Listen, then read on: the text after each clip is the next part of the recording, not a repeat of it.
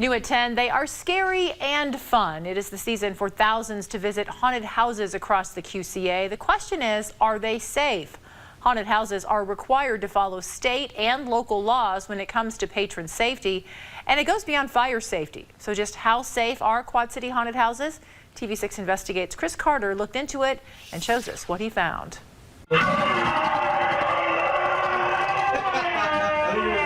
The goal is to scare. This is just a big playground to all of us. Haunted houses are popular.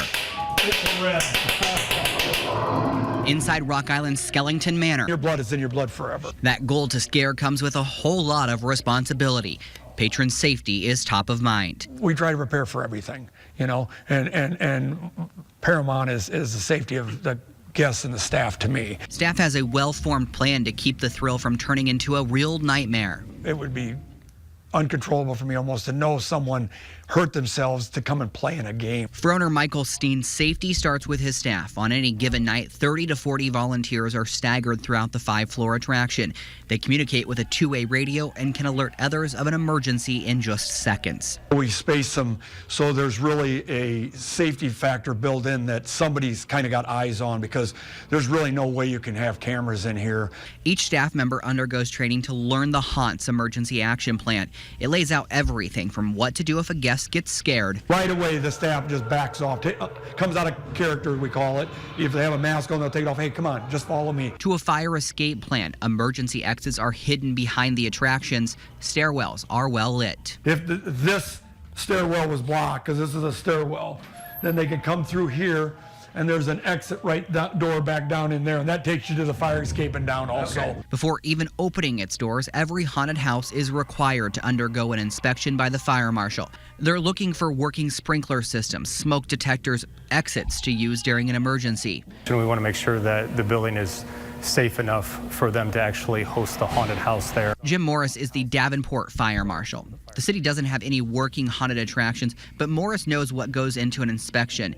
He says safety of patrons starts with that emergency action plan the attraction is supposed to have. They have an emergency action plan in place, which basically outlines how they're going to report an emergency, what their employees are going to do. They want to make sure that they know where the exits are for the patrons that are there.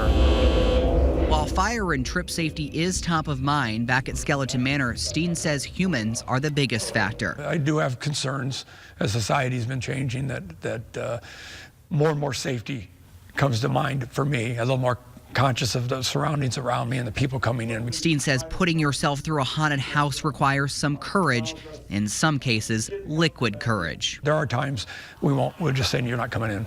You know, there's just no way, you got to sober up. Beyond that, there is a no-touch policy. Guests can't touch the characters and vice versa. At Skellington Manor, security staff is on hand because the human factor is the biggest factor in keeping everyone safe. You know, you want to have fun, but you also want to be able to, if need be able to think on your feet and be able to find your way out. Try to alleviate anything you can, put cameras where you can, put people in positions, but where there's a will, there's a way sometimes if somebody wants to cause problems. All steps so the dangers of the haunted house are real. In Rock Island, Chris Carter, TV6 News. Now, haunted houses also have to be ADA compliant and make sure all trip hazards are marked. The Davenport Fire Marshal says issues he's dealt with are minor and easily fixed. You can read more information about haunted house safety right now on our TV6 News app. Well, 2 weeks from tonight,